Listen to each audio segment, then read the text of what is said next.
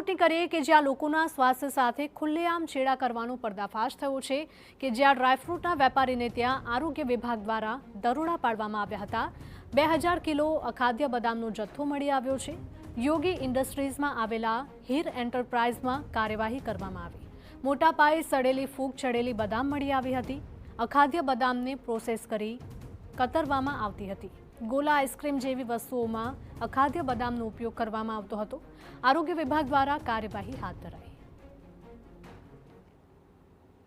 આ જે છે આપ જોઈ શકો છો કે આખી બદામ જે છે તેની અંદર જે છે એકદમ હલકી ગુણવત્તાને નબળી અને ફૂગ વળી ગયેલી જોવા મળે છે। પરંતુ આ જે બદામ છે તેને જે છે પલાળીને તેનું જે છે કતરણ એટલે કે જે નાનું નાનું એકદમ કટિંગ કરવામાં આવે છે તે આપ જોઈ શકો છો કે આ રીતે તેમનું કટિંગ કરી અને પેકિંગ કરવામાં આવે છે। તો તે આ રીતે જોવા મળે છે। તેની અંદર જે છે આપણને ઝડપથી ખ્યાલ પણ ન આવે લોકોને કે આ હલકી કે નબળી ગુણવત્તાની છે। તો આ જે કતરણ કરી તેમનું પેકિંગ કરીને તે છે હાલ ઉનાળાની સિઝનને અનુલક્ષીને જે છે ગોલા આઈસ્ક્રીમ ઠંડા પીણા લચ્છી જેની અંદર ખૂબ જ બહોળા પ્રમાણમાં ડ્રાયફ્રૂટનો ઉપયોગ થતો હતો તો તેની અંદર જે છે રાજકોટ સિટી અને રાજકોટ જિલ્લા અને તાલુકાની આજુબાજુના જે છે ગામમાં જે છે આમનું વિતરણ કરવામાં આવતું હતું। આ બદામ અખાદ્ય હોવાનો વેપારીએ સ્વીકાર કર્યો છે। વેપારી 500 રૂપિયાની કિલોના ભાવે ખરીદતો હતો। જથ્થો પ્રોસેસ કર્યા બાદ 600 રૂપિયાથી 650 રૂપિયામાં વેચાણ કરતો હતો। મારી પાસે સારી ગુણવત્તાની બદામ નથી તેવું વેપારીએ સ્વીકાર્યું છે। બોક્સ પર ડેમેજ આલમંડનું લખાણ પણ મળી આવ્યું છે। ત્યારે ખરાબ જથ્થામાં શોર્ટિંગ કરીને બદામ વેચતો હોવાનો દાવો કર્યો છે। વેપારી પાસેથી 35 વેપારીઓનું લિસ્ટ મળી આવ્યું છે। પ્રદીપ દુધાત્રા નામના વેપારી દ્વારા ફેક્ટરીનું સંચાલન કરાતું હોવાનું સામે આવ્યું છે। આરોગ્ય વિભાગના દરોડા બાદ તેણે સ્વીકાર્યું હતું કે તેને ત્યાં ખરાબ બદામનો જથ્થો છે। પણ અહીં સવાલ એ ઉઠી રહ્યા છે કે લોકોના સ્વાસ્થ્ય સાથે આ રીતે ખુલ્લેઆમ ચેડા કરનારાઓને કોઈનો ડર શા માટે નથી।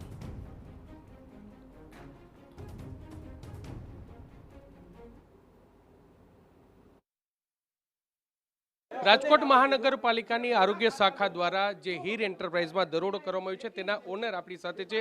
શું કહેશો વેપારી, તમે આ પ્રકારનો અખાદ્ય જથ્થો વેચી રહ્યા છો, આરોગ્ય વિભાગે દરોડો કર્યો છે? આરોગ્ય દરોડો તે સાચી વાત છે। આ પ્રકારનો જથ્થો મારે સેલ ન કરવો જોઈએ, જેનું હું બીજી વાર ધ્યાન રાખીશ। હું એ સેલ નહીં કરું, હું સારો માલ જ સેલ કરીશ, ખરાબ માલનો સેલ નહીં કરું।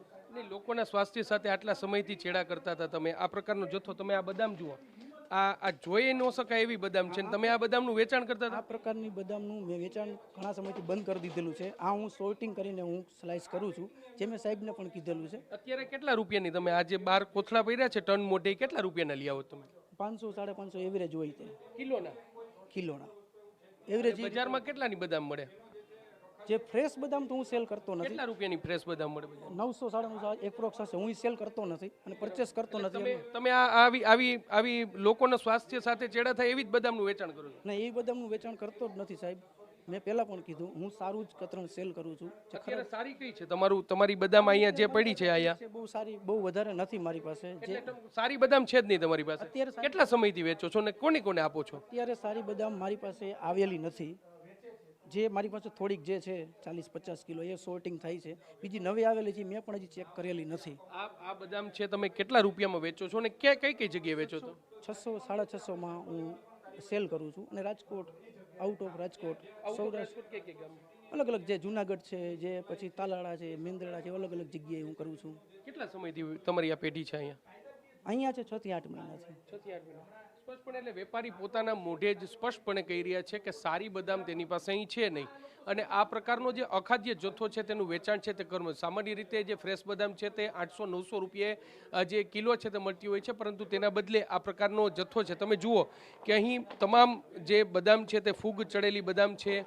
કોઈ જગ્યાએ આ પ્રકારની જે આ પ્રકારની બદામ છે, ખૂબ જ હલકી કુક્ષાની ગુણવત્તાવાળી આ બદામ છે તેનું વેચાણ છે તે થતું હોય છે।